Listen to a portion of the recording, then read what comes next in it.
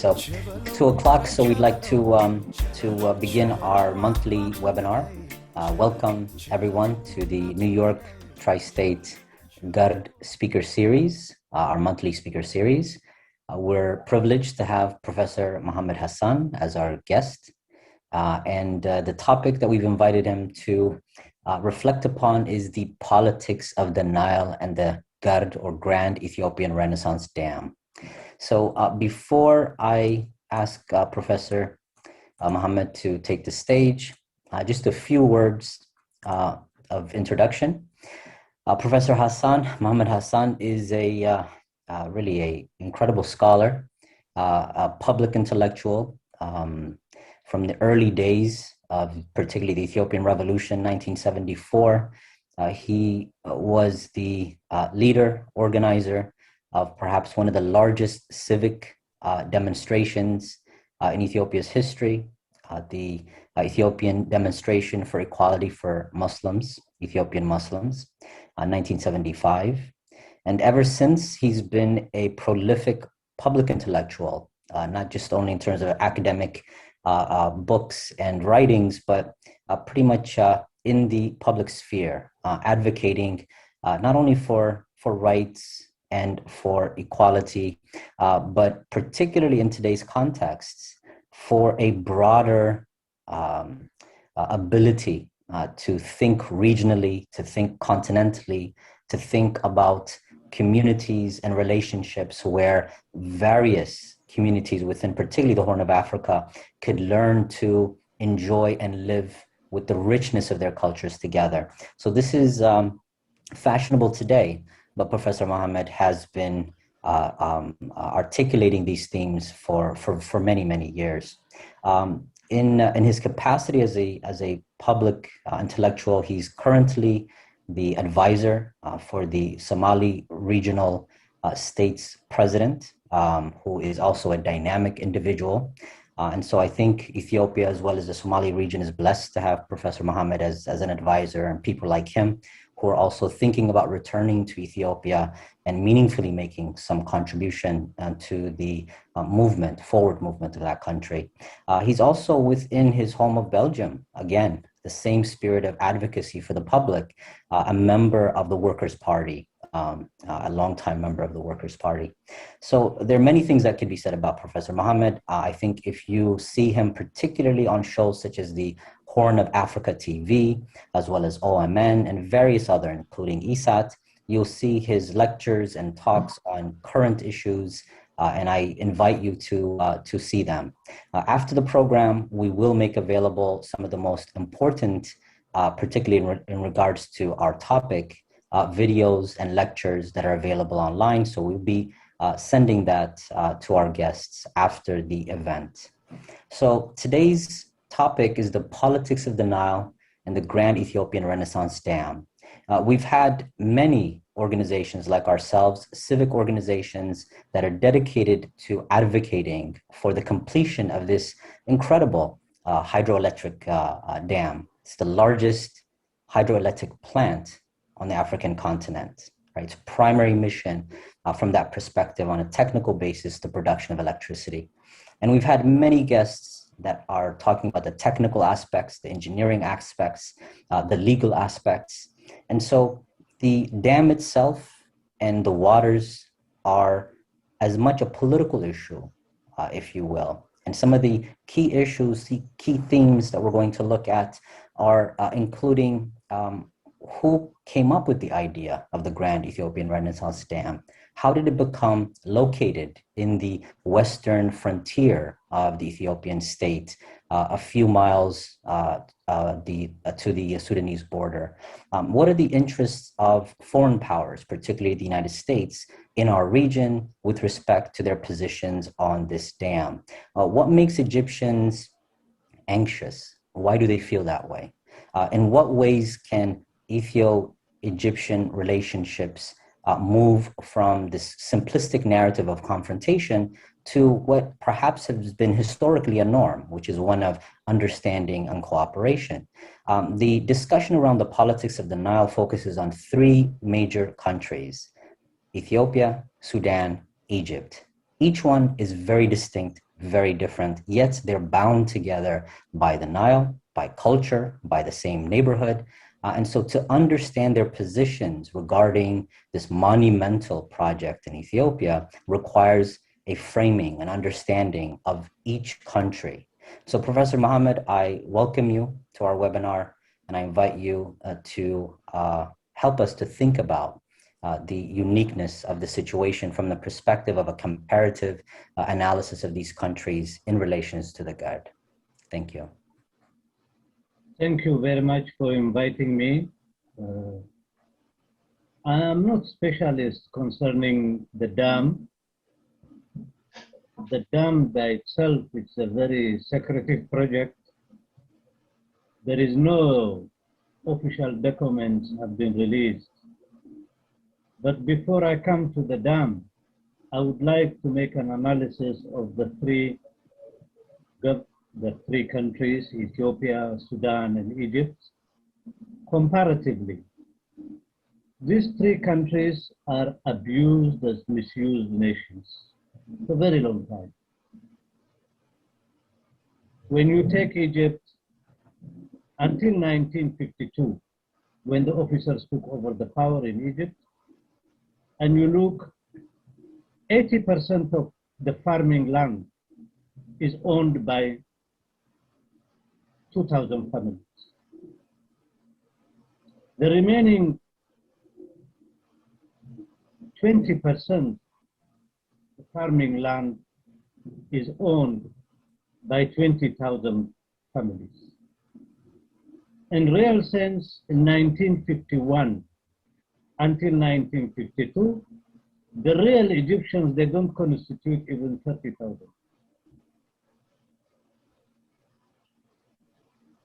In 1952, Egypt had always been after the defeat of Muhammad Ali by the British.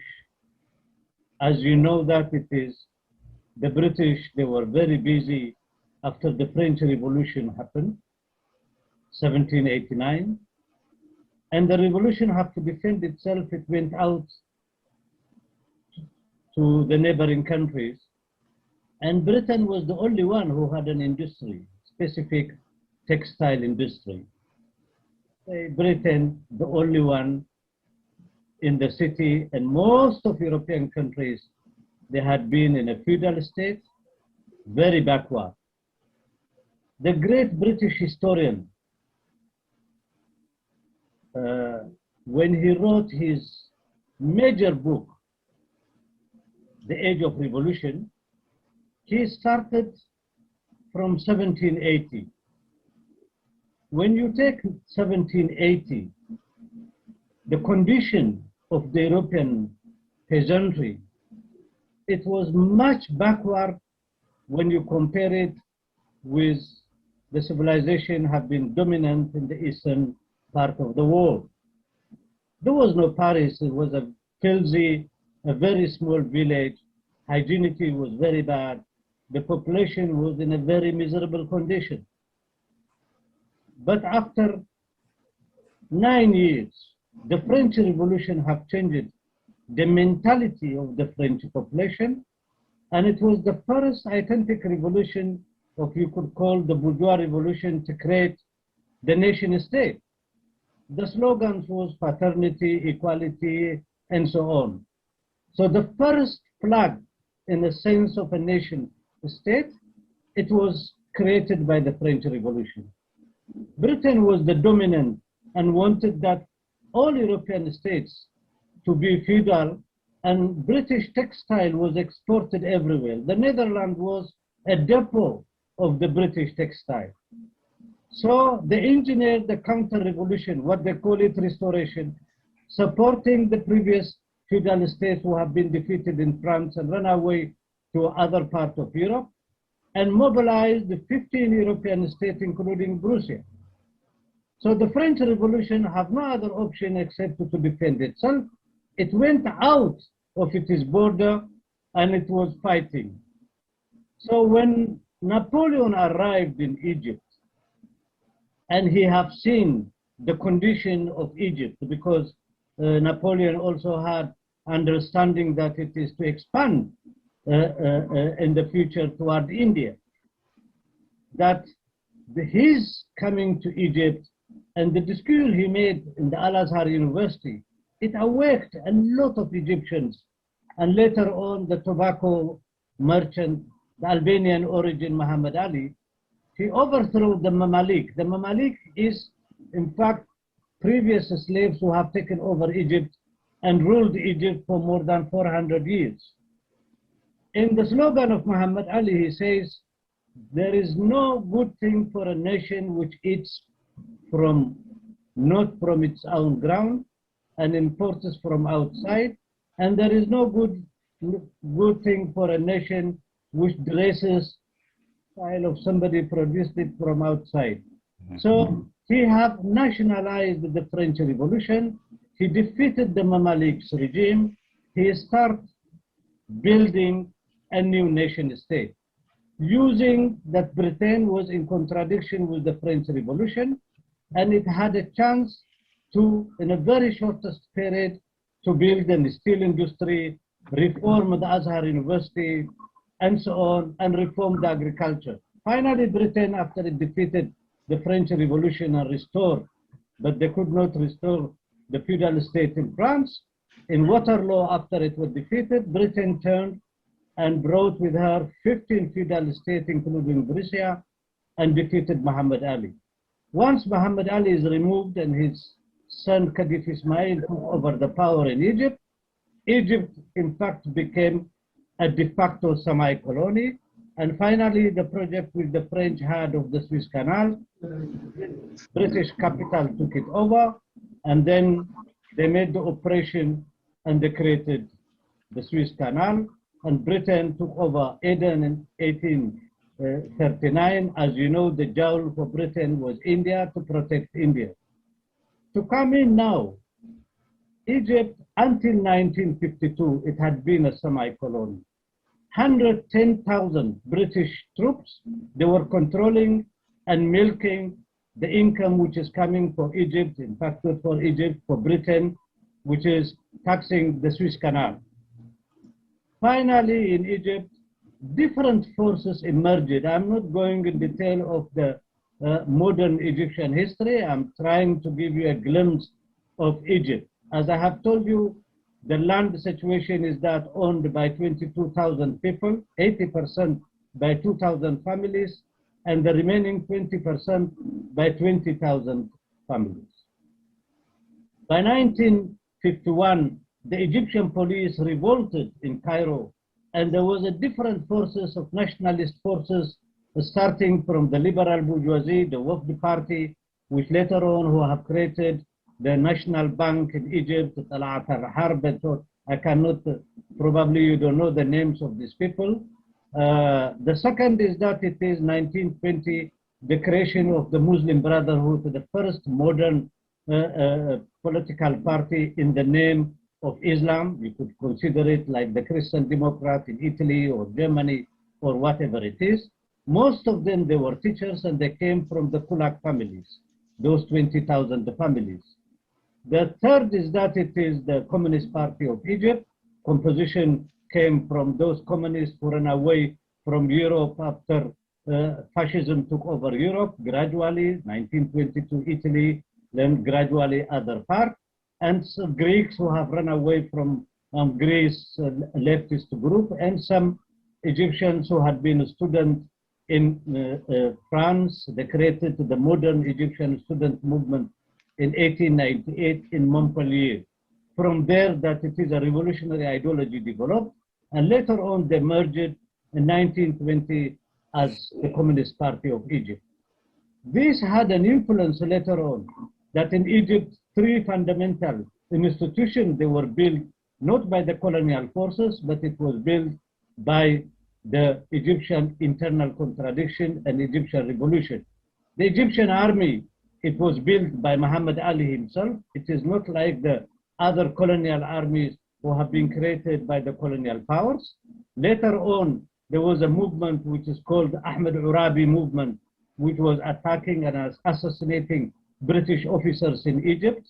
on the basis of nationalism. And from Arabi movement, these three parties emerged. Anyway, to make the story short, 1952, the officers took over the power, and then later on, being closer to the communist and other revolutionary elements, that Nasser, he adopted certain left ideology, and later on it changed itself into Arab Socialist Party, and they built the biggest dam which United States at that moment promised to Egypt, but finally when they saw the tendency of Egypt was going to the left, they refused, and the Soviet Union built a dam which is called the Aswan Dam. The Aswan Dam until today is known, even according to the World Bank, it is one of the most successful projects in the last 100 years. So the Aswan Dam was built, the land reform was made in Egypt, the landlords were eliminated as a class, and the kulak also eliminated as a class. The modernization of Egypt through electricity, education, reforming the agricultural economy, creating cooperative farmers and so on. Finally, until 1970, Egypt was 85% of her food was produced internally, independent. Secondly, Egypt built three fundamental industries. One of them is the chemical industry. By 1970, the chemical industry of Egypt was as equal or bigger than the Italian chemical industry. Imagine that it is the industrialization under Nasser which have been built. Second, the pharmaceutical industry. When I was a student, Egypt, 100% of her pharmacies and produced in Egypt, and it was sufficient for Egypt. And not only that, even they used to export to Indonesia in the time of Suharto, and for a lot of other countries, including they were supporting the Vietnam War by sending a lot of medicaments produced in Egypt. So Egypt have established not only the embryo of industry, it have gradually transformed, and the educational system and the universities were enlarged, and then a lot of modern universities came. The class composition of the Egyptian society also have been dramatically transformed. Egypt was producing yearly more than 800 until 1 million university graduates, men and women. It is a secular state composed of two religions. Religion is a private affair. Egypt, it is true, an African country and an Arab country at the same time. At one time, Cairo became the Mecca of the revolutionaries, whereby Kwame Nkrumah had visited Egypt and lived in Egypt. His wife itself, Jamila, she was an Egyptian. His son now is working for the Egyptian Gazette, Gamal Nkrumah. The famous revolutionary of Congo, Père Mulele, who had more than 10 years a people's war made in Congo. His family and his children until now, they are living in Egypt. Cairo was literally the Mecca of revolutionaries, the non-aligned organizations and so on. So this is one side, the most progressive part of the Egyptian history. Once Nasser passed away and his deputy took over, then Egypt now, it turned into another policy. Sadat came with the concept of openness. In the name of openness, systematically from Sadat until Mubarak 30 years, they have destroyed the national industry by privatization and by selling it very cheap to their friends. Some of the steel industry totally dismantled, and so on, what had happened in Eastern Europe and in all other countries in the 90s. So Egypt turned into a new colonial state. In this process of looting of Egypt and the wells of Egypt, to give you an example, even according to the CIA, in 2011, when the spring of the Arab Spring started in Egypt, that is, the CIA released finally a document saying that Mubarak was stealing yearly $2 billion for almost 30 years, 72 billion. Mubarak and his his friends, they estimate that it is more than $500 billion of the wealth of the Egyptian people was looted. This is one side of it. Second, according to the Chicago Tribune, It is an American journal, published in 2008.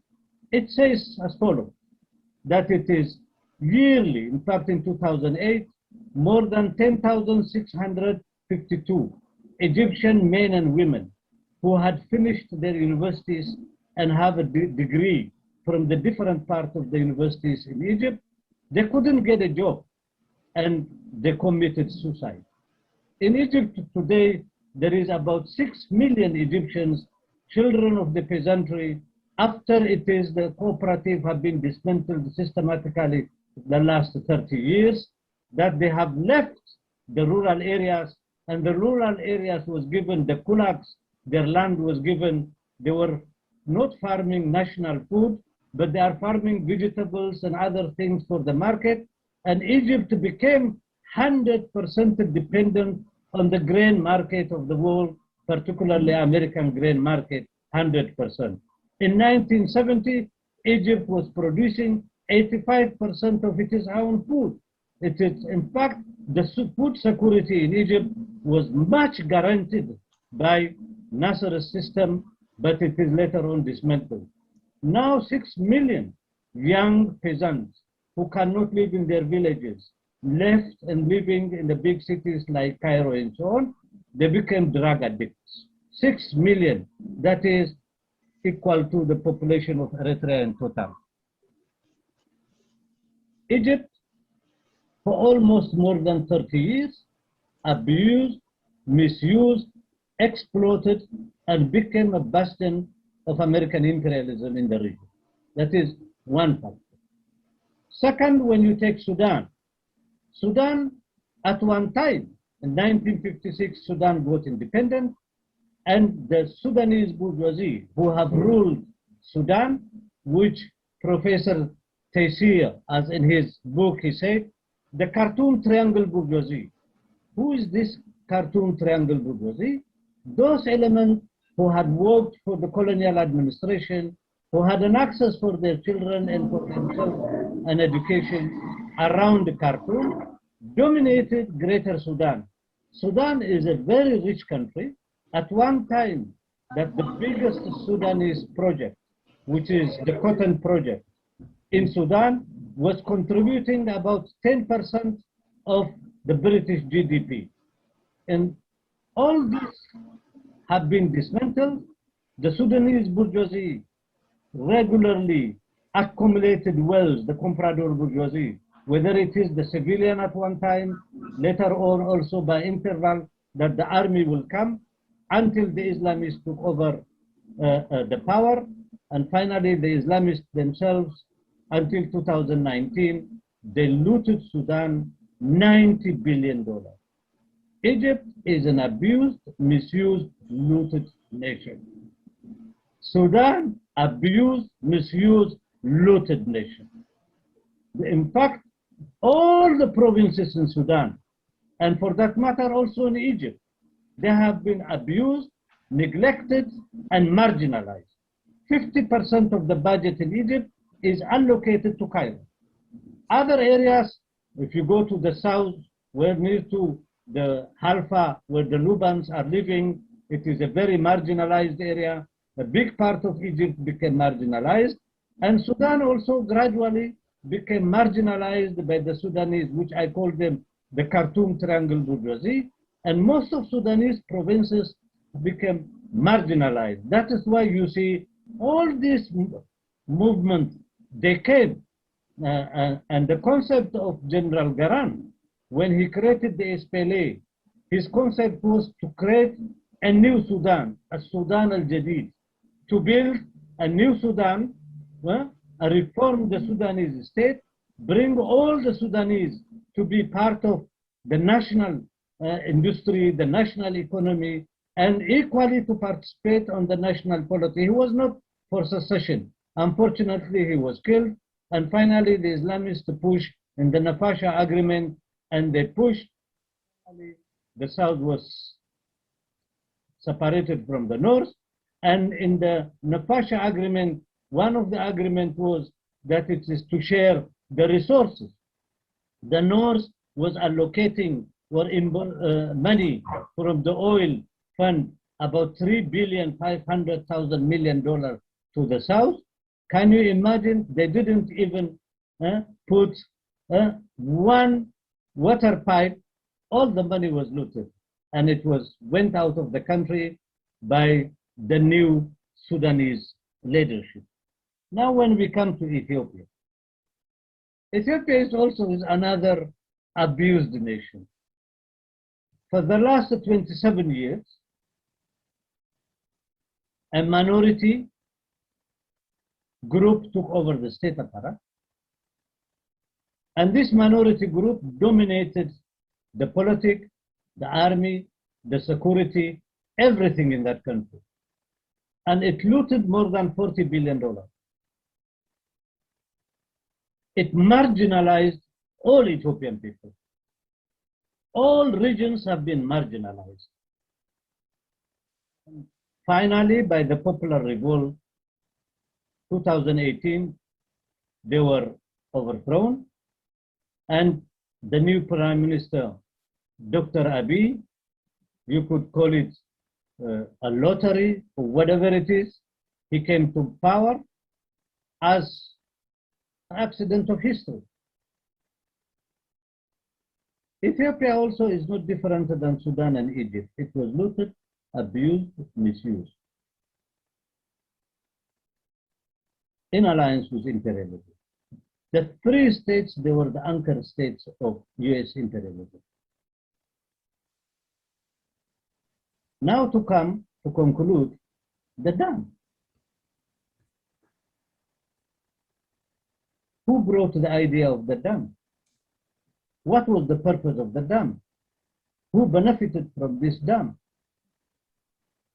Before I go to the dam issue, Ethiopian Renaissance Dam, it was not the first one in the African continent. When Zaire, Congo, got independent and finally overthrown the revolutionary government or the democratic government of Patrice Lumumba, assassinating him and brought Mobutu Sese in power. Mobutu Sese, with the loan he got from the World Bank, $3,500,000,000 at that moment, probably now is more than $25 billion, to build one of the biggest dam in the African history, which is called the Inca Dam. The Inca Dam is built in the fastest river in the world, River Congo. The estimation of the expert is that this River Congo's dam will give 1/6 electricity to the world. Once this project was completed, they gave him the key, they put the country in a huge debt. It didn't work for one day. Be my guest and go and visit the Inca Dam, you will see. This all is rotten. One day didn't function. Supposed to give 1/6 electricity to the world. It was a scam. The new so-called Renaissance Dam, from where it comes? Did Ethiopian people have discussed this? Did the parliament had an open and fair discussion about that? Did the Ethiopian Electricity Department, with their studies and so on, have brought a report to the parliament and to the public? No. This is a contraband dam. In 1993, for the first time, when Mele Zenawi was participating the OAU meeting in Cairo, at that moment, President Isaias also, for the first time, he was participating in the OAU meeting.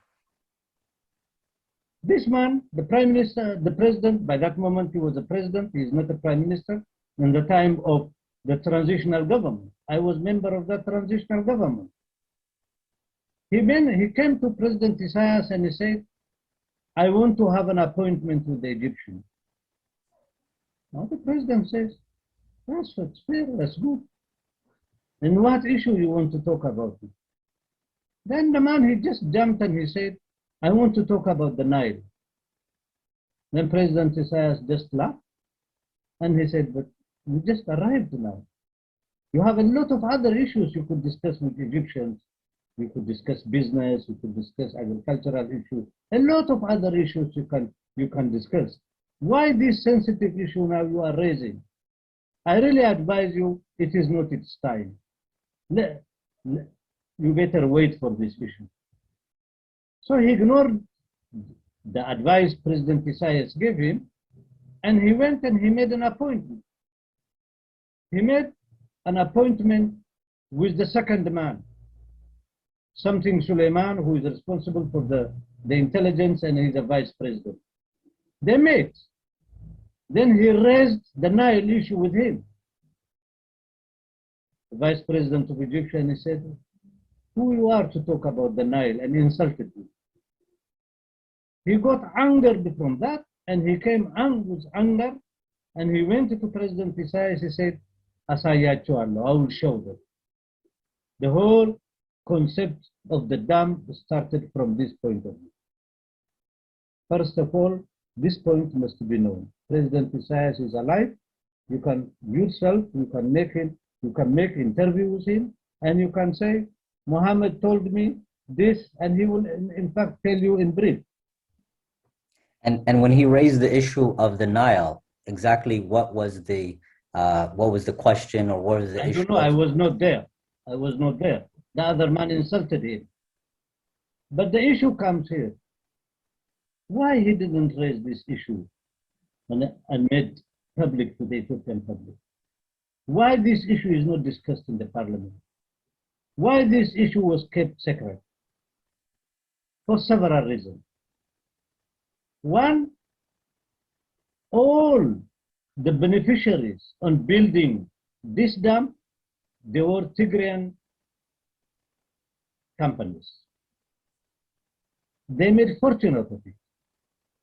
No other Ethiopian companies were allowed to participate and to make business of it. It was a secret. The cement was coming from Tigray, from a cement industry themselves they have built. It is their own engineering company which was dealing with this, and it was separate. The Ethiopian people, they have to contribute from their own small, meager wages for years in the name, we are going to export electricity and your life will be much better. The very strange thing, they also build a very small dam of 30 kilowatts. That dam also is nearby this dam. This dam, it gives electricity only to Tigray. All the villages, Amhara villages, from this dam until Tigray, they don't have electricity. It goes directly to Tigray and it gives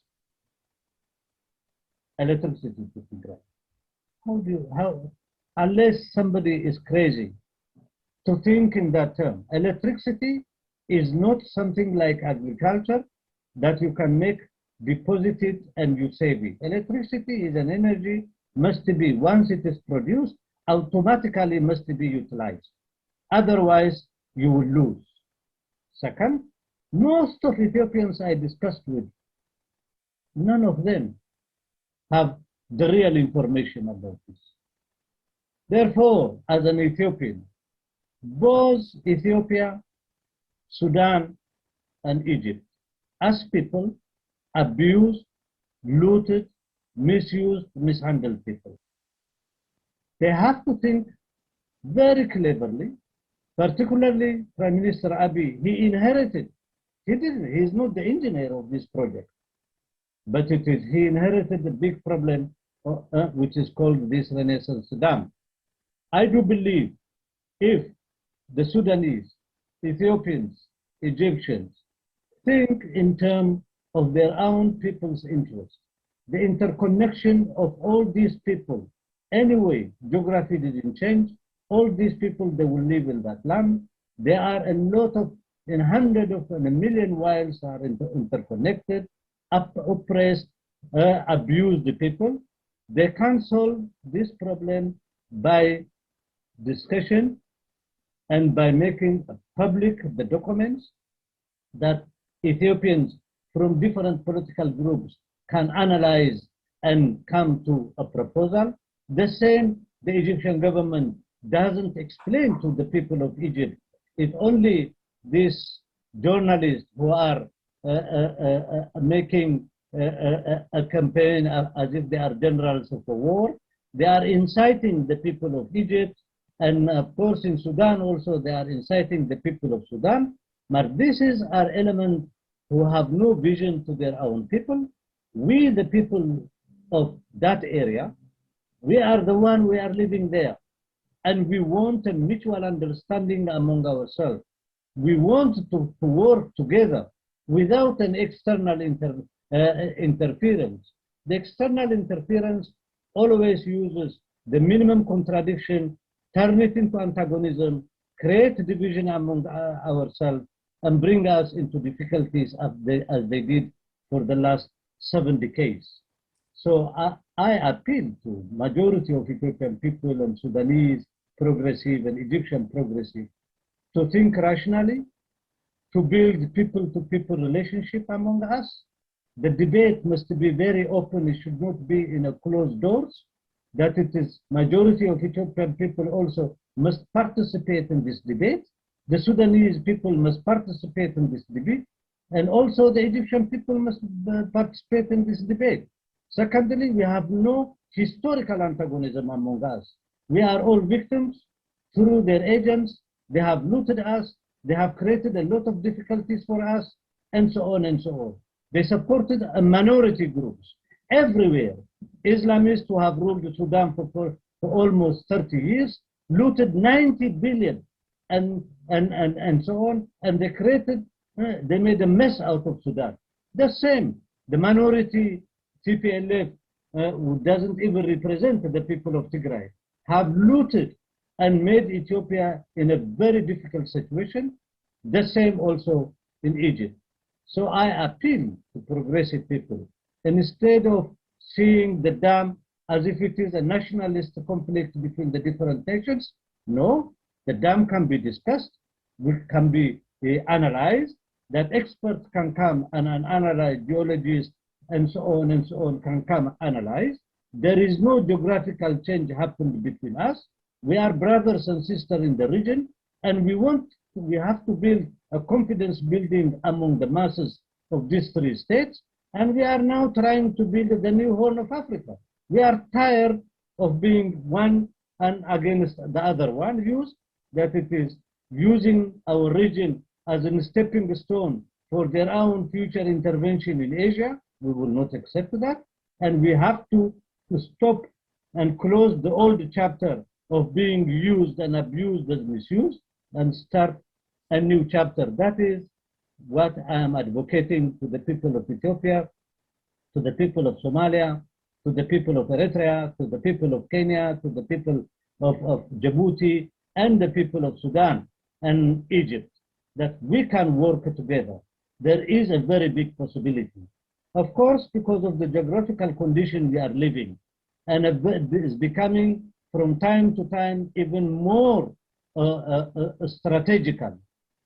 The shift in the world power is no more in the Atlantic. We see that Asia is the most strongest continent in economic, in human resources. When you take Euro-Asia together, is 80% of humanity live there. Second, that it is United States. They might dream, but there is no possibility to stop the Chinese people. The Chinese people have suffered very seriously. From 1849, the Opium War, until 1949, 100 million Chinese were killed in this war. The condition of the Chinese, if you go to China and you go to Shanghai and you ask the mayor of Shanghai, and there is a department in the municipality of Shanghai that daily they were collecting in 1920s until 1940s, 30 to 40,000 Chinese peasants with their families coming and dying in the street of Shanghai, while Shanghai becoming the biggest disco of the world, where the Westerners They were dancing and Chinese were dying. Chinese have suffered more than Africans. We have to be very clear to each other. 100 million Chinese had perished. But thanks to the revolution and thanks to modernization of China, today China is the biggest economy. Asia is the biggest economy. You have Japan, you have the ASEAN countries, and so on. So United States, as Obama said in 2014, when he won and met in the ASEAN countries in Bali in Indonesia, United States is no more an Atlantic power, but it is an Pacific power. He means we will remain here and use the contradiction between Japan and China and so on and so on. But I think that time it is over. If you want to read about it, the famous American professor who passed away, Professor Chalmers Johnson, who published a book, a lot of book on American militarism. He wrote one of the biggest articles of him in 2005, Not Alone. You can find it in the Google and you can read. United States surely will be defeated if it wages war against China. Secondly, what they want is that to control certain areas. As from now on, the Indian Ocean, the smallest ocean of the world, is the most important ocean in the world history. Before the Portuguese arrival, it is the Indian Ocean was the most important. Now, you see, the Indian Ocean have 4 rivers, which are very important rivers: the Hormuz, the Caspian Sea, the Red Sea, and the Mediterranean. This combined with the Indian Ocean, it becomes the most busy ocean in the world. That is, the Suez Canal is very important, the Bab el-Mandeb is very important. Therefore, United States wants a divided Horn of Africa, a Horn of Africa which it fights among itself, Horn of Africa which becomes dependent on them. Military bases, you see now the military bases in Djibouti, it's like a garage. Everybody have a military bases in Djibouti, and so on and so on. Therefore, this new era, it is our era, and the era that the people of Horn of Africa and the states of Horn of Africa must think twice, that we have to build our relationship in a mutual understanding and try to open our market. That it is, there is a lot of resources in our land. We are in a very strategical part, at one time part of the Middle East and one time part of Africa. And this, the new Horn of Africa project, gradually is working. In it is still is a baby, is a child, but we have to strengthen it.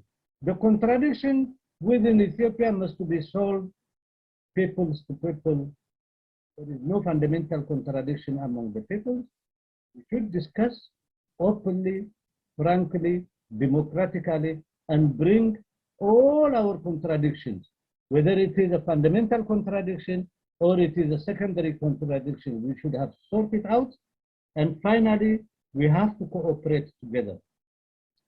Those elements who have been inculcated by, which I call them the house niggers intellectuals, brought up in the kitchen of small kitchens of the imperialist universities.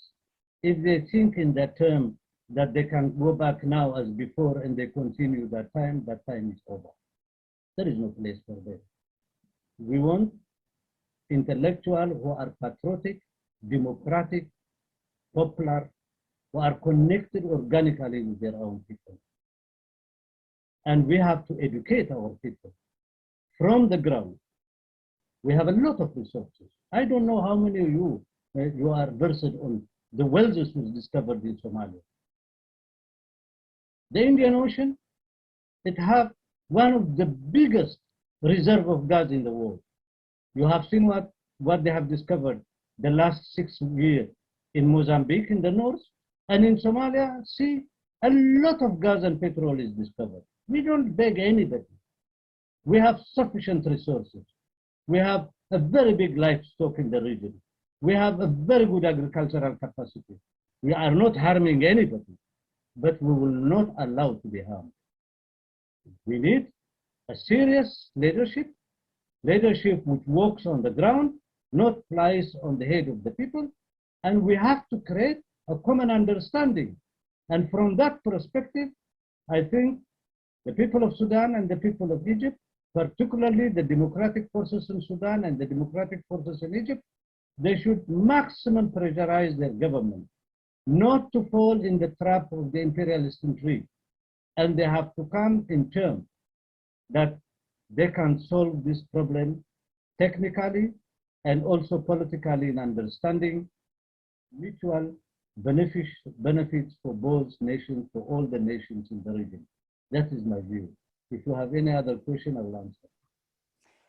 Thank you, Professor Mohamed. There's a few questions I will read. There's one from Solomon, and this has, and then I'll also raise one question. We also have an arm that's raised. So if you have any questions for Professor Mohamed and like to make a comment as well, feel free to raise your hand, and I'll call upon you. I'll start with Solomon, and after that, Z Asfal, who's raising his hand. You can turn on your mic. But first, Solomon's question, and this has to do with the former Prime Minister Mallas's first sort of contact with Egyptian officials, in which he was insulted by the vice president at that case, which was the head of the intelligence as well, who himself, ironically, was up on charges for torture, right, within the Egyptian revolution. But it says, you surmise the GERD idea was born there. We understand you were not there and listened in Isaias laughing at Mellas or Egyptian official insulting him. But could you comment on what possibly was on Mellas's mind, and why was he so adamant about bringing it up with Egyptians at that tense time and against the advice of President Isaias, his tutor, right? First of all, let's make an autopsy of TPLF. Most of the Ethiopians, they don't know TPLF. TPLF is a very funny animal who never had a principle. In 1975, was created. In 1976, they came with a program, which they call the manifesto. The manifesto says that they want, and they are struggling for independence, Republic of Tigray. When they were criticized by the EPLF and some friends, what do you mean the Republic of Tigray? Because they want independence from Ethiopia. Then they reversed it and they hid for 1 year. They never had a program for 1 year. Then after 1 year, they came with the concept of the right of self-determination. Now, when you read that manifesto, if you don't have, I can provide you. When they define two important elements, which is totally a mistake, which brought them to today to disappear or to the demise. One, they said, a Tigrayan is anybody who speaks Tigrinya. That is one. Anybody who speaks Tigrinya is a Tigrayan. Anybody who speaks Dutch is he from the Netherlands? 60% of Belgians, they speak Dutch, but they are Belgian.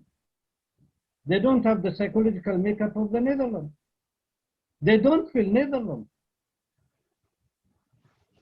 So to take only language as a factor and you leave other factors which combine it, it's a craziness. That's one. The second point, when you reread history in reverse, then your demise is inevitable. It only takes time. With that concept of Greater Tigray, also they nationalized the history of Aksum. I had a long debate with Mallas.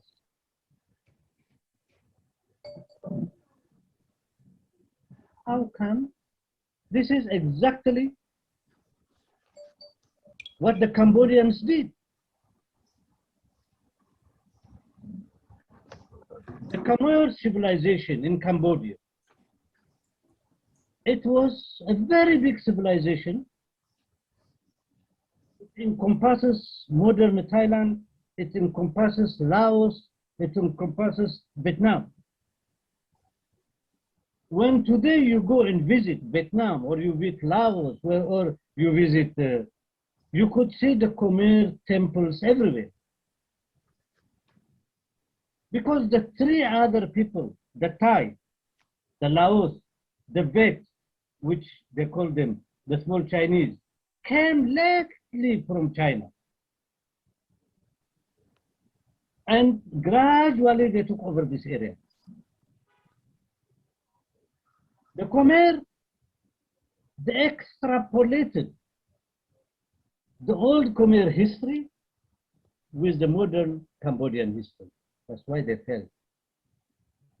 They come automatically in contradiction with the Vietnamese nationalism and the Laos nationalism and Thai nationalism. Other language, they are born as human beings. Maybe human beings die earlier. Some language, they die or they grow.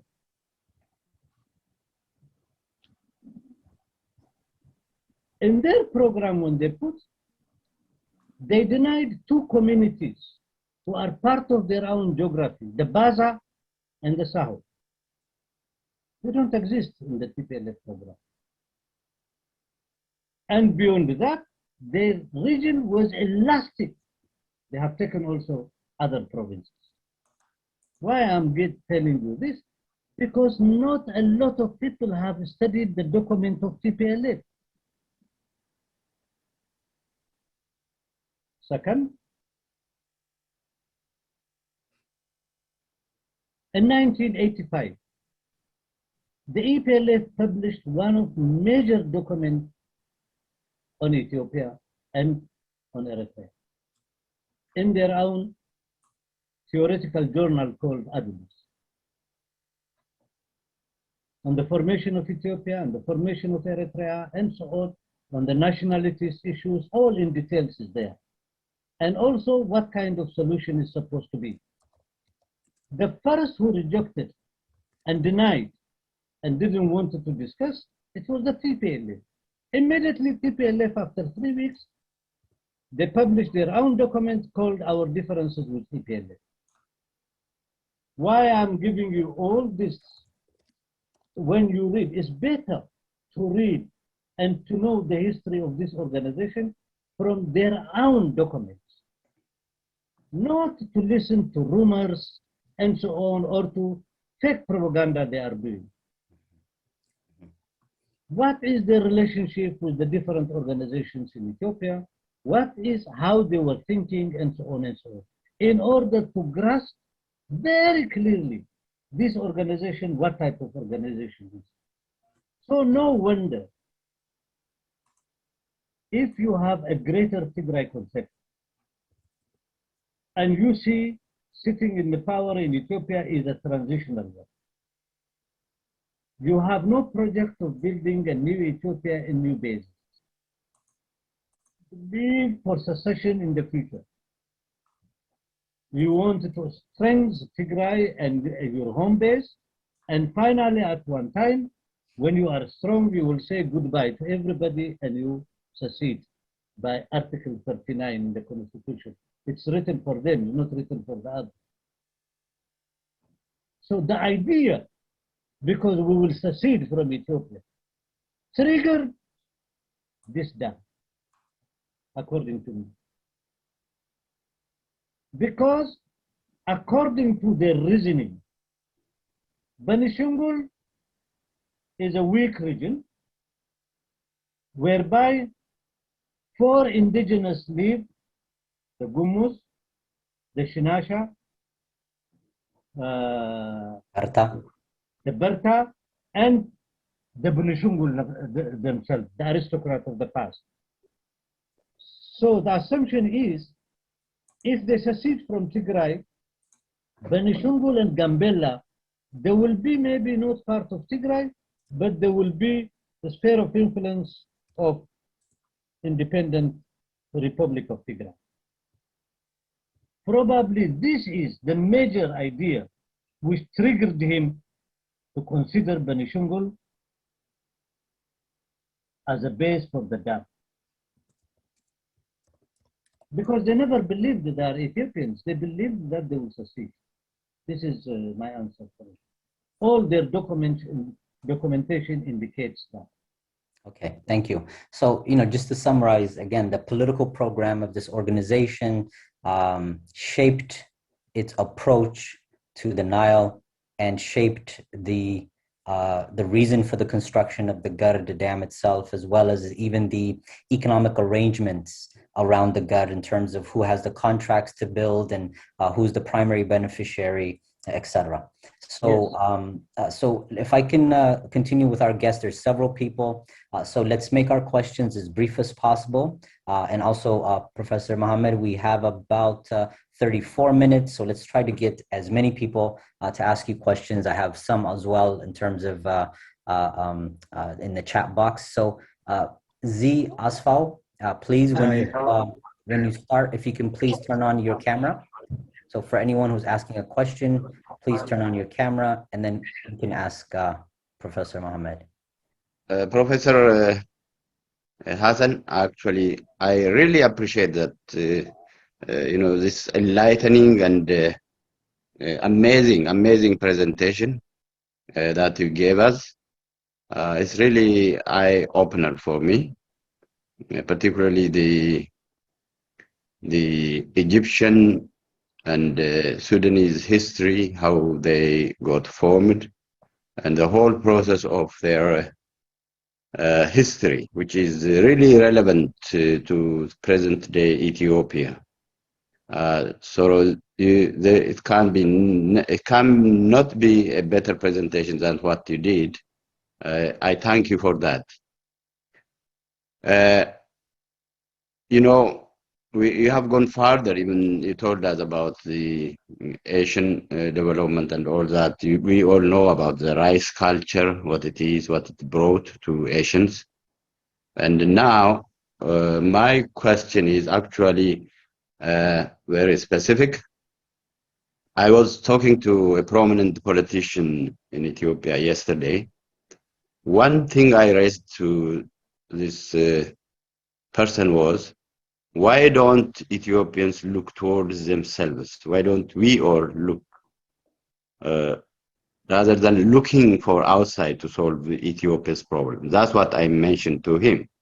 And what is your advice? Now, the big problem is this ethnicism, ethnic politics. What is your advice for these politicians who are looking for outside force to solve their problems?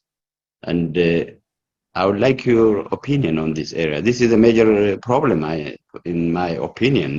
People think in terms of ethnicity, in terms of narrow nationalism, whatever it is. I don't know. It is really a serious problem. It's an illness, according to my understanding. Thank you. I answer or wait other questions? If we can have one or two more people. So yes. Galaxy Note 10, the next person, if you can please turn on your camera. Galaxy Note 10. Thank you very much. Go ahead with your questions, please. We can't hear you. Okay. First of all, thank you, Dr. Mohamed. I appreciate it very much for your valuable information that you provided us. I work with GERD groups, and especially with Sudanese, think tank groups, and we really have an understanding, really the benefit of the GERD. The biggest problem, I think, what we have right now is the politicians, and perhaps how do we reach the public, especially in Egypt and also in Sudan, because as you know, I can list out the benefit of the GERD. basically 80% removal of the silt, 85% increase of water flow. What that means is that you will be able to produce more energy, to be precise, more than 2,000 gigawatt hour, and then also decrease the flooding and also decrease the evaporation, which basically benefits both in Aswan Dam also. With all those benefits, really, the GERD should have been a win-win situation for all of us, for Ethiopia, for Sudan and Egypt. For what I'm seeing really is not being prejudiced, being an Ethiopian, I think there is a biggest political issues that is coming from the two countries. I believe three of us can really work it out ourselves without going to the United States, like the foreign minister doing a shuttle diplomacy back and forth. This is a solvable problem. It can be done, but I think the time is running for Sudan and Egypt, especially Sudan. Dr. Abbas, his position sometimes is just funny. I know as an engineer how he's coming up with some of these arguments. So I think we need to galvanize the people in Khartoum, and also in Cairo and other places. Let the people be involved. Hopefully we'll have a solution that way. I don't think the politician will give us a solution. So what do you think about that, engaging the people? Thank you. Thank you for your question. Let me ask Zamanai Lako if you can please also turn on your mic and ask your question. And I'll have one more question before we go back to Professor Mohamed. Thank you very much, moderator. And thank you, Professor Mohamed, for a very, very enlightening discussion about the history of the GERD. From what I read some time ago, I believe the idea of developing the GERD was not an original idea by Prime Minister Meles. In fact, there have been attempts during Emperor Haile Selassie's time and even other times to try to do it, but it was consistently blocked by the World Bank and others. Sure enough, the motivation of the TPLF certainly accelerated the initiation of the construction of the dam without outside assistance. And the rest of the Ethiopian people, willingly or not, had to participate by giving their funds. So the dam is there now. I think there is no way to go backward. And indeed, in a team that the Nile Basin Initiative, on which I was working on in the context of the United Nations group of agencies, the mutual benefits of the development of the Nile and the dam was acknowledged by all. The problem, as the previous speaker said earlier, is the politicians who are twisting and turning the argument to have a political advantage at a particular juncture, rather than explaining and enhancing the mutual benefit that can be accrued both for Egypt, Sudan, as well as Ethiopia. So now to change this, indeed it's the politicians that are the problem, but they have gone a long way, particularly being pushed by the West that has serious strategic interest in the Horn. And now it is exacerbated even more so because of the entry of China very strongly. So the people-to-people initiative is an excellent one, but it is a somewhat indirect, I think long, hard work requiring initiative, because it means we have to persuade the Egyptians to put pressure on their government, and as well as in the two other countries, Ethiopia as well as the Sudan. Are there specific concrete initiatives to have this people-to-people relationship? Or is this just an initial thought, which means it will take quite some time to do the advocacy work itself? Thank you. Thank you for your question, Zamanai Lako. I can also read a question on the initial documents regarding the TPLF documents, can they be found online? Is a question. And a similar question to some of our guests. Whoever started it and for whatever purpose in terms of the GERD, so it doesn't really matter perhaps in terms of periodization. Alam Sahai is asking, what is the importance of discussing it all the way back to controversies in terms of how it started, but rather what's important is that it is here, it's ours, and does that motivate our people at this historic juncture?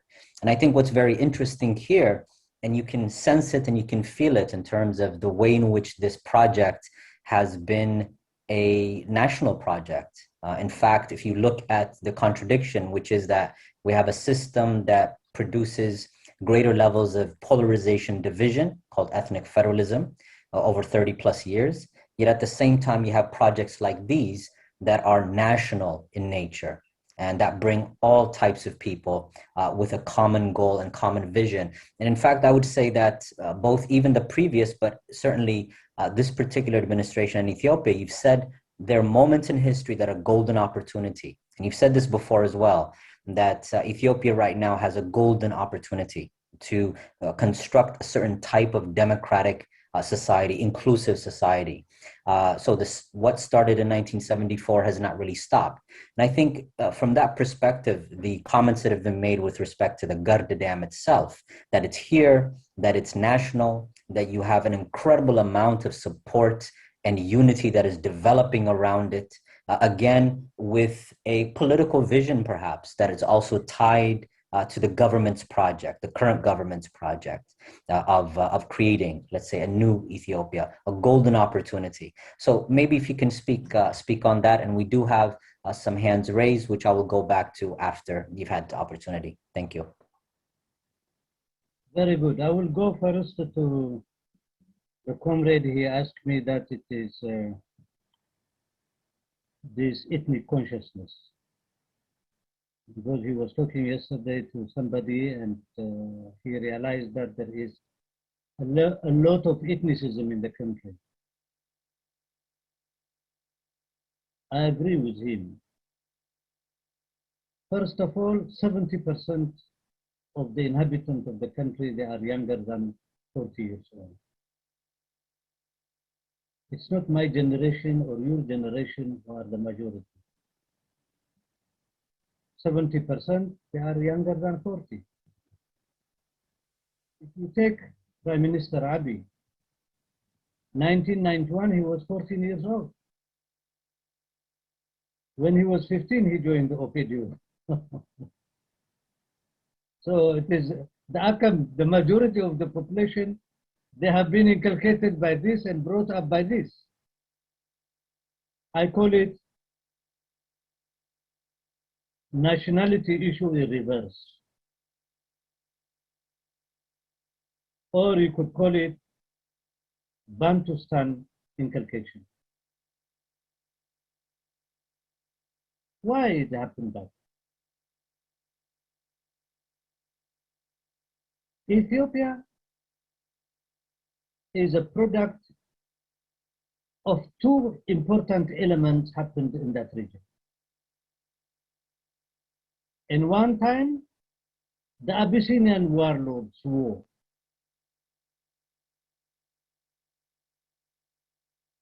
Later on, who became his name Tedros of Kwara, the command. Later on, who became Johannes, himself also have another name of Tigray, yet of the Tembeng. The Takla Haymanut of the Gojamis, and Minile Kopankoba. I'll just make it short. Abyssinian warlords conflict and imperialism intruding in the region. Johannes was a protege of the British. Menelik became a protege of the British, of the Italian and the French. The Gojamis, they didn't have had an access to meet the imperialist connection. So they have to choose whether to be a protege of Johannes of Tigray or a protege of Menelik. None of this community had produced bullets and guns.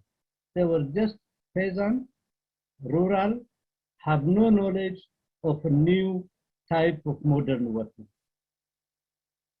Imperialism introduced, and by imperialist interest wants to dominate the whole region at the same time to exploit the resources in the south and the center, they introduced modern weapons. Using Tajora and Ausa as a process, as Afars being the transportation, there was no trade.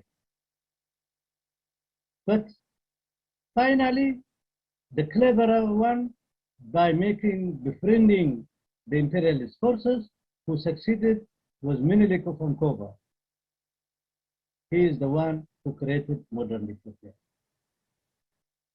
He didn't stay long, except two areas came later on. One is what the Italians crafted Eritrea. The second is the Ogaden and Haud reserved area. The Howden reserved area became part of Ethiopia in 1948 and the Ogaden in 1954. And Haile Selassie visited for the first time in 1956. I have the document. Burhan al-Salam have printed it in Arabic, English, and French. This is Ethiopia.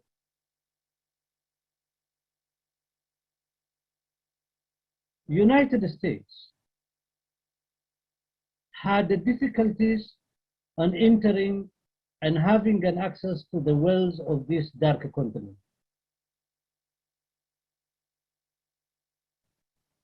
So a young man, he was appointed as a diplomat in Marseille, in the harbor city of France in 1900. But in fact, he was not a diplomat, he was a spy.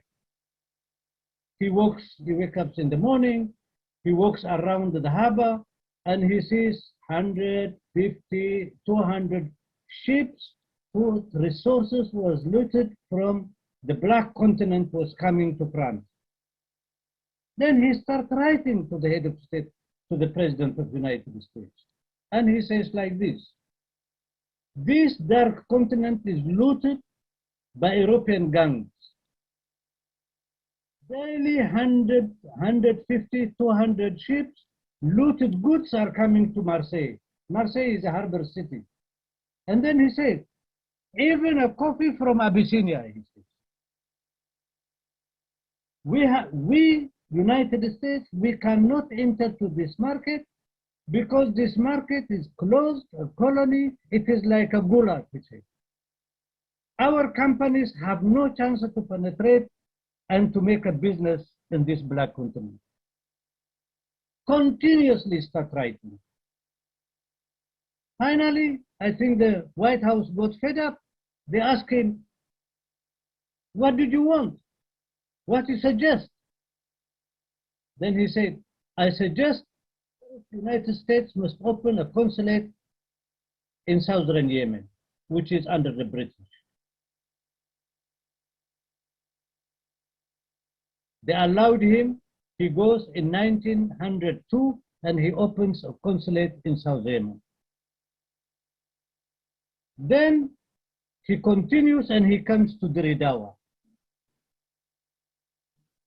In 1903, the first American-Abyssinian diplomatic relation was signed in Diridawa between this American diplomat and the father of Emperor Haile Selassie, Tafari Mokonnen.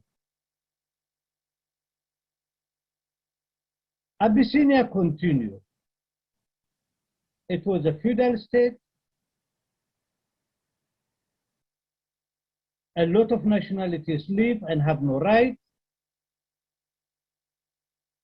The ideology of the state is the Orthodox Church.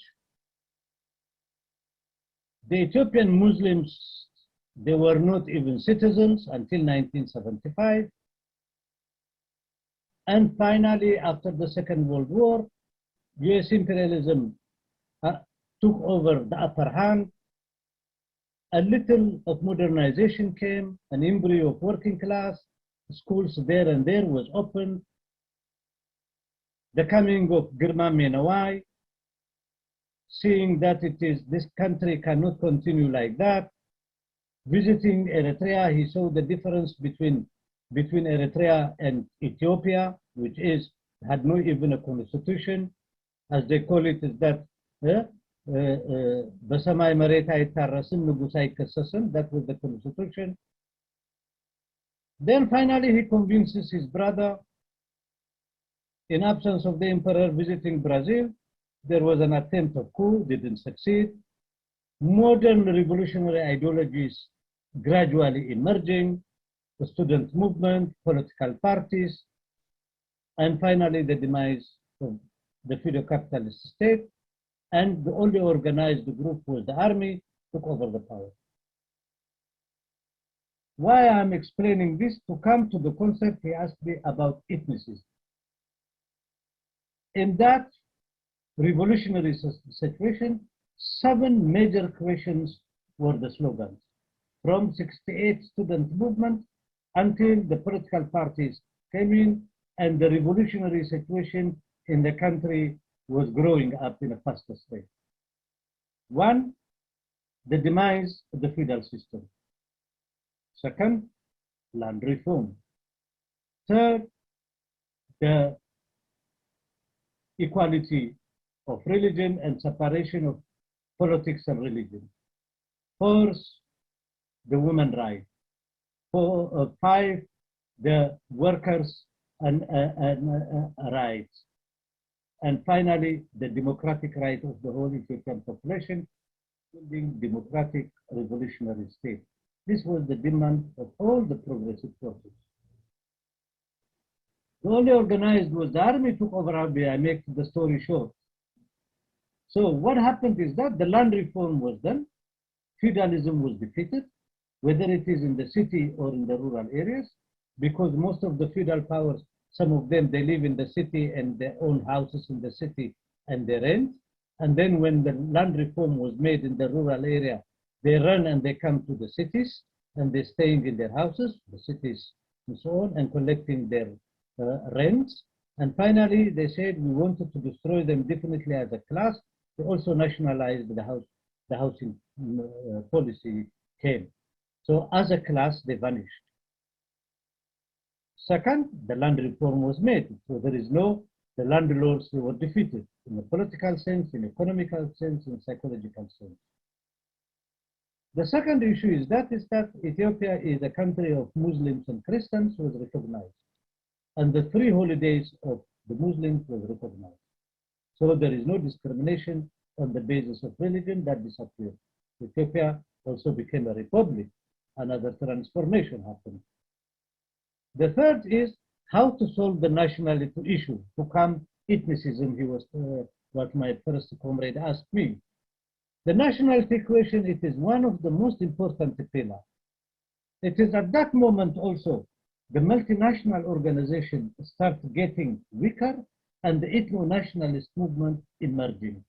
One of it in 1973 left, and in 1975, the TPLF creation, and others later on.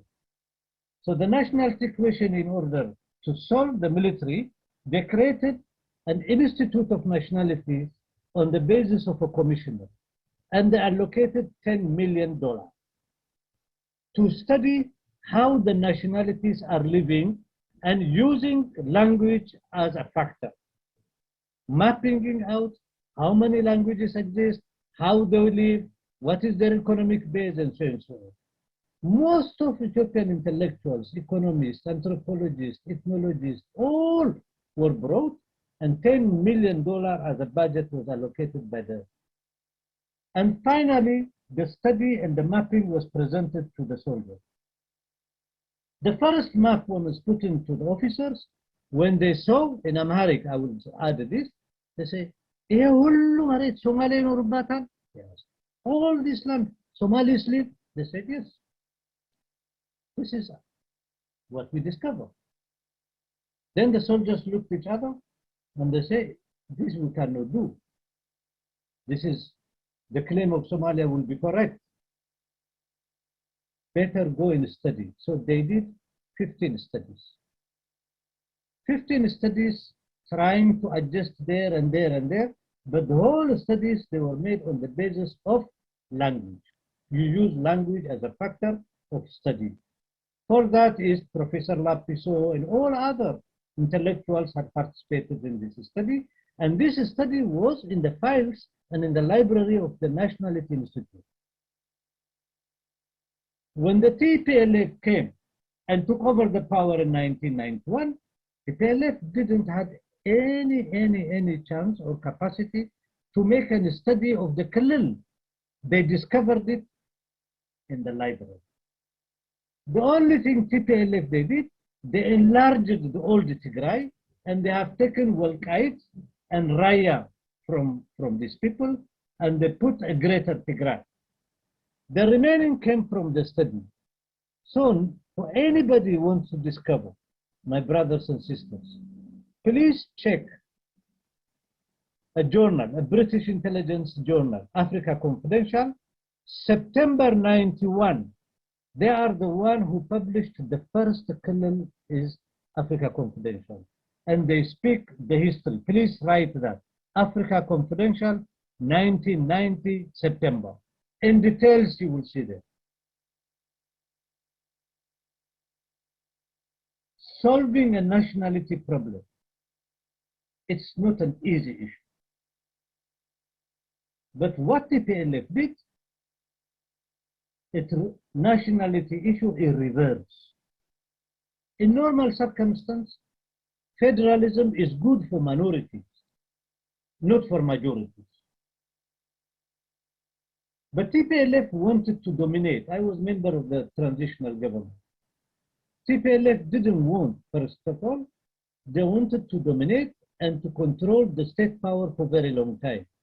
So they have to get rid of the different organizations like the Sidama Liberation Front, National Movement, like the OLF, and so on. And finally, they have created their own organization while they are coming. TPLF, by 1987, it published on the Oromo issue, a very long study published by TPLF, written by Malli Zenawi. So on the basis of that, later on, they created their protege organization, the OPDO, the Amhara, and so on and so on.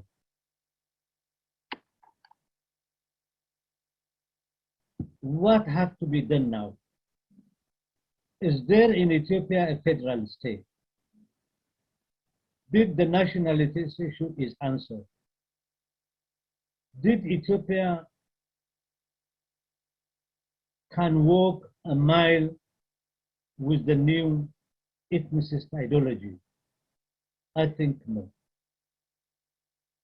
But the issue is that, as I have said, 70% of the population, they were young people inculcated in this ideology, and this ideology, it comes from 2 points of view. One, Amara nationalism. It grew up because of the domination of TPLF and the harassment of the TPLF against the Amaras.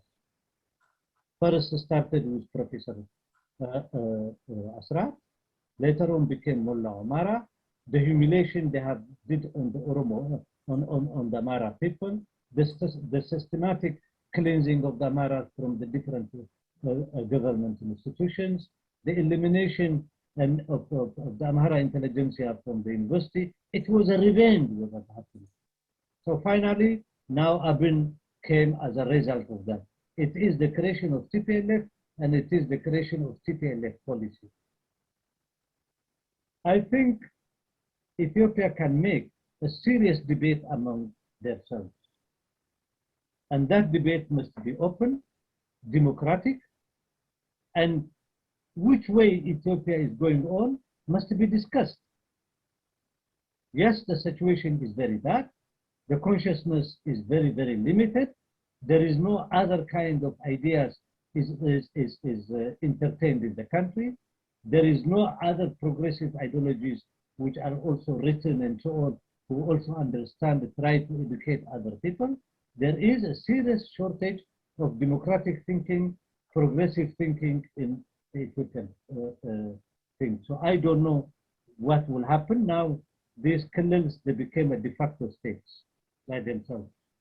Their consciousness had risen very up. Each one is thinking of its own market, and the elite of every ethnic group also is using this as an argument of aggrandizement of their own power and consciousness, and of course also their class position in their own region. Who will change that? I don't know. How it will change that? I don't know. Where it's going to lead? I don't know. But an open debate is necessary, at least to show that the common people of all the killings are in a miserable situation. According to the UNDP, 42 million Ethiopians, they need daily handouts.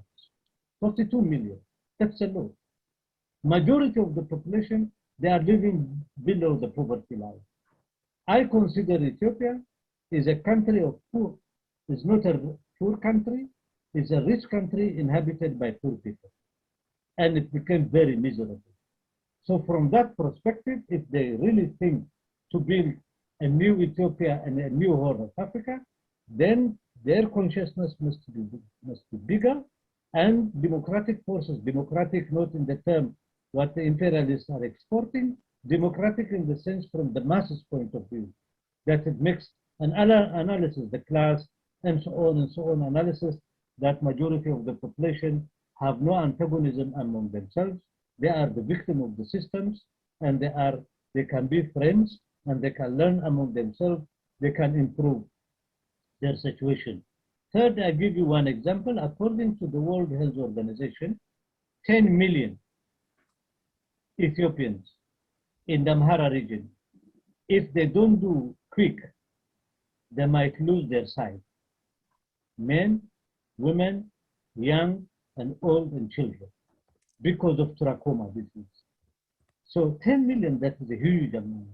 Certain areas, because of the land fertility has declined and the condition of the peasantry became very bad. Other thing, to go to the second, what we do. So there's a question, Professor, since we're running out of time, just to kind of bring it together, which was what do we do for people-to-people cooperation? And in fact, Zamanai Lako mentioned in the chat box, the filling in the dam cannot wait until there's a widespread discussion among the various people.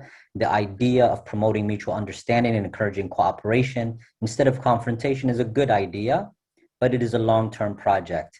And I think just to add to her interjection, and of course to the questions of other civic organizations that are working to have people-to-people dialogue and working, by the way, by the principle of equitable and fair utilization of Nile waters. So it's about not simply about the utilization of the Nile waters and focusing on the development of Ethiopia and the potential of Ethiopia actually for electrification. So many of these things in terms of details, like one of our guests mentioned, are really win-win with respect to this project and what it represents. But what's very interesting here, as you've noted, in your comparison between the three states, there have been moments of opportunity. So for instance, during Gamal Abdel Nasser's time, he made overtures not only for Pan-Arabism, but Pan-Africanism to Ethiopia, particularly to Haile Selassie as well. And from that point, you've seen sort of the degradation of Egypt. And as one guest asks, Daraja, why is Egypt so important to the United States? In recent sort of political mechanizations that we've seen, the US administration, both of the Trump administration as well as Biden, consistently have supported the Egyptian side. Again, a side that is based upon colonial treaties, particularly 1929, 1959. And as you've noted, these are actually British colonial engineering of Egypt in order to suck the wealth of Egypt. in a way to suck the wealth of our entire region as well. So what exactly is the significance of Egypt to the US is the question here. Now, in the terms of Ethiopia and where we are today, and I think you've mentioned the importance of ethnicity, and one of our guests asks, well, what is ethnicity or religion, but particularly, let's say, discussion of ethnicity, what does it have to do with the politics of the GERD? And I think you've mentioned why it's so important to think about that. One of which, obviously, is the fact that it is located, GERD is located in Benishangul Gumez. And very recently, we have discussions from the Sudanese with respect to how Benishangul Gumez is actually not Ethiopian, as an example, right? So I think what happens inside of Ethiopia, the ability to create a much more inclusive Ethiopia, cohesive Ethiopia, is very, very, very critical. And again, this is a moment of opportunity. Perhaps we're lucky to have this moment. The other thing I think which is important, which you've noticed, is in the comparison of the three countries, and whether there's conflict or ability to have cooperation, ability to have a pan-regional, pan-African perspective, the issue of a client state. So we've seen very recently an incredible amount of pressure on the Ethiopian government on various pretexts. So the United States all of a sudden is engaged in essentially economic warfare and one of the largest humanitarian disasters in Yemen. And across the Red Sea, all of a sudden, it's concerned regarding the well-being of some Ethiopians. So the hypocrisy is very easy to see. So it's not a concern for that. But there's an attempt, I guess, as some commentators see it, to make Ethiopia into a client state. So the question here about the politics of the GERD is also the politics of sovereignty. And so if you can speak to, again, this moment, a moment that if particularly some of the most significant political actors in Ethiopia take this golden opportunity, as you said in your video interview in OMN, this is from 2020, a very interesting two-part interview. We'll send to some of you folks the link. But you've said this is a incredibly important golden opportunity for a democratic Ethiopia that is also federal, real federalism, as you've put it. But the second, that this is also an opportunity for a sovereign Ethiopia to rearrange its relationships on the basis of, I think, some of the things articulated with respect to its foreign policy, which is brotherly and sisterly relationships on the basis of economic interpenetration. And so the GERD, as this incredible power plant, is a way of actually tying various countries and businesses and economic actors into a common interest. So speak on that, perhaps as your final interjection as we finish our time with us today. Thank you, Professor Mohamed. I would like to, I think there are some certain elements that Ethiopians in specific, they didn't look at. In the beginning, I said the three countries are oppressed countries, and it's possible the population, they are closer to each other and they can solve. But if the situation continues in this way and it becomes tit for tat, if we take it from tit for tat point of view, Ethiopia is irrelevant, Egypt is important. We have to say the fact is fact. Fact is a stubborn reality. I'll give you one example.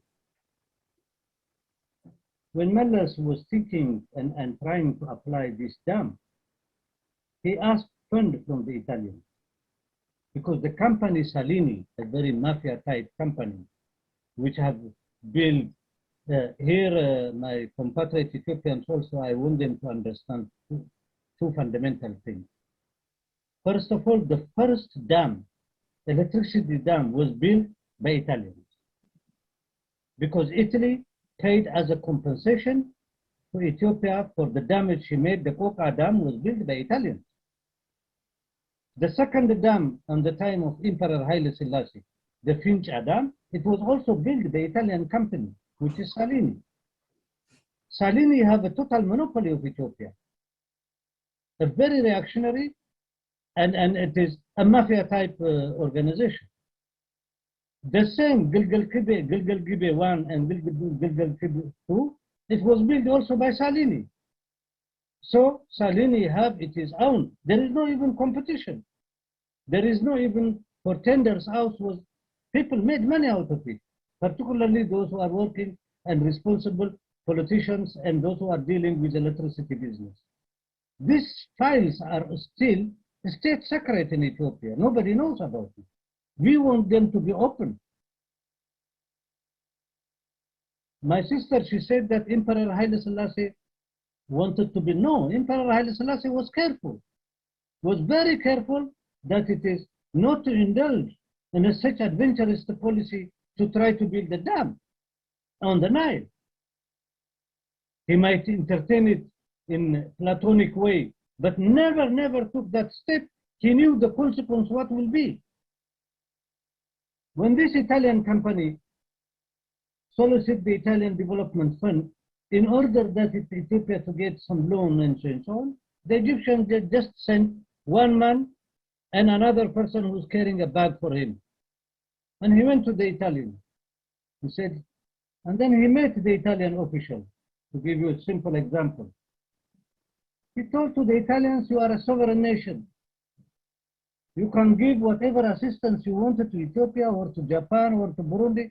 We don't care. But this is our national interest. If you do that, no Italian ship will pass through the Suez Canal. The Italians refused. The Chinese, they told to the Chinese, if you do any involvement in this grand dam, no Chinese ship will pass through the Suez Canal. The Chinese, they deal with richer countries, Europe and so on, and this and that. Do you think they will take, for the sake of Ethiopia, they will stand with Ethiopia? We have to be very pragmatic and rational. That irrational thinking sometimes in Ethiopian politicians and Ethiopian sentiment is dominating. I am against irrationality. We have to be very rational and we have to be very pragmatic. Second, how many of you EU Ethiopians are versed in the history of Benishangul? None of the Ethiopians are versed on the history of Benishangul. When you go to Addis Ababa, I give you a tip. There are two palaces in Addis Ababa. One is the palace of Menelik, and another one, a small palace of Sultan Benishangul. Benishangul, Shogole Meda, do you know that? Belongs to them. They were, all these Abakora Safar and all this belong to them. I knew the Sultan of Benishangul. He had two children. One, his name is Abdurrahman, another one is Yusuf. Yusuf, he was in the Ethiopian ambassador in Yemen in the time of the transitional government. But Benishangul was not a big issue before. Why Benishangul now became important? Why Benishangul history came back? Because Benishangul became part of Ethiopia in 1905, the same also Gambella. Why now we are creating more contradiction in our stone or on our shoes? We put more stones. Egyptians, if they feel they are cornered, Sudanese, if they feel they are cornered, then it will be a very big conflict. Ethiopia today, it's not in a position to have a conflict. We need minimum 20 to 30 years peace. We have to heal among us. Our economy is damaged. Our ecology is damaged. We are looted. We are in a weak position today. So jingoist nationalism, it will not bring us anywhere. We have to be very national and rational, and we must know how to swim in this troubled water, which is the new change which is flowing in the region. Second, Ethiopia now, it reaches another level. How we are going to organize our home, how we are going to put our furniture. We must have a very long debate and discussion among ourselves. It is not in benefit of one group or another group. It is a benefit of all Ethiopians and all the people of the region. So our concept and our understanding must be much wider. 70 years there was a war in that region. We have never benefited from our national resources. We produce refugees, we produce a lot of refugees, we produce a lot of things, and we suffered too much. We need a minimum peace, an Adam Pause, as the German they call it. And this needs a very good atmosphere whereby that Abiy also inherited the problem. He didn't create the problem. Therefore, anybody who wants to travel Ethiopia, the ingredients is there. Armed Gummus, Benishungul, and so on, train them and so on, make 20, 21, 30,000 Benishunguls armed, then we have a serious problem. This violence, of the cycle of violence must be stopped. And it can only be stopped by a serious discussion among us. We are living in this region, this is our home, and if this our home is in trouble, we are in trouble.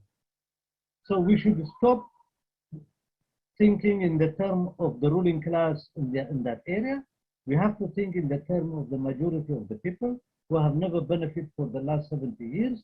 It had always been war and conflict, and we have to open a new chapter with the people of Sudan, with the people of Egypt. How we can do that? Then we have to debate among the public opinion maker, Egyptians, Sudanese, Ethiopians, like you do now, invite them, invite Egyptians, invite Sudanese, and instead of inviting me, it's better to invite Egyptians and to listen what is their grievances. And then instead of inviting me, better to invite Sudanese, how they see and how they are going to arrange their home. Then you can invite me and invite them also. We can debate and bring the contradiction into a minimum situation. This is what I believe. I think there is a possibility win-win situation. We have to guard our peace. The world is in a transition, and we should not allow adventurism. That it is, we have to be wise and clever and prudent. That's what I say. Thank you, Professor Mohamed. I do concur. I think we have to guard our peace. Peace is necessary. And I would say that we do actually extend our arms and much more than that, as you heard from one other guest who is part of this civic organization, people-to-people organizations that are not only trying to reach out to Sudanese, Egyptians, and various other members of the Nile Basin community, but also trying to have discussions in a very academic format, in the sense that we do respect ideas, any types of ideas, the expressing of those ideas, and having to listen, to talk, to comprehend, to understand. And also, I think it's very important, very rarely has the Ethiopian perspective, and I would say there's multiple perspectives, it's dangerous to make it singular, but Ethiopia's story about the aspiration of Ethiopian people, the difficulty, the challenges that they face, and expressing that, also the hope.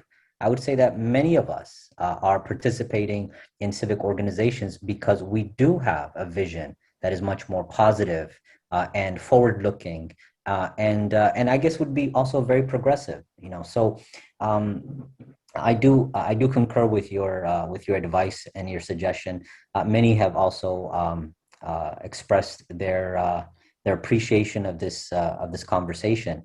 Your ideas are very important because, again, within Ethiopia or the broader Ethiopia, there are multiple perspectives. You asked with respect to one issue, which is the importance of building an inclusive Ethiopia. And I would say that the GERD is an economic project. It's an illustration also of the engineering capability of Ethiopian engineers and planners and workers. It is also an incredible show of solidarity with millions contributing very willingly as well, right? Billions of dollars, self-financed, that sort of pride. So the GERD also can be a symbol of the possibility for an inclusive, democratic, federal Ethiopia. And I think that way of healing and bringing together is also what galvanizes so many of us to participate in these civic organizations, despite our differences, where we come from, our histories and our biographies.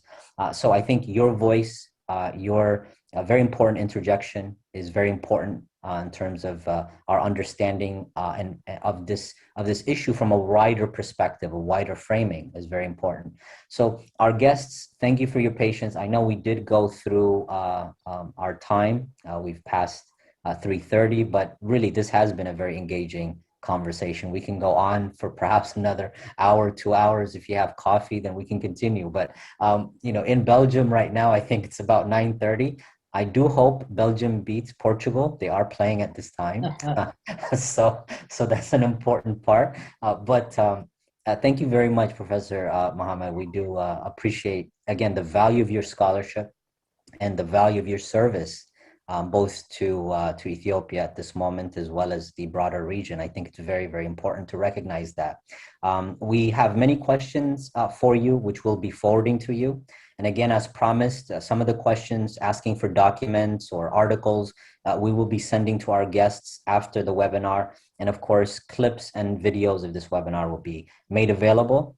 This is brought to you by the New York Tri-State GERD Support Group. We are part of a broader family of civic organizations working to promote equitable, fair utilization of the Nile waters, new relationships, not colonial relationships. We pride ourselves as actually being the children of victorious anti-colonial Ethiopians. And so, as many have said, this is a moment for a second Adwa. And so this discussion about sovereignty, the importance of sovereignty, of creating a new Ethiopia, and of course of supporting this largest project that we've had for regional integration, I think is very critical. So again, thank you very much. The chat box has some information from our social media team. Thank you for all New York Tri-State members for working behind the scenes to make this happen. We will have another webinar a month from now, which you will hear about, and we'll distribute the links and the posters to you in a timely fashion. I look forward to seeing you. Professor Mohamed, again, thank you so much. It's a pleasure. Thank you very much. Thank you very much. Thank you. Good night, everyone.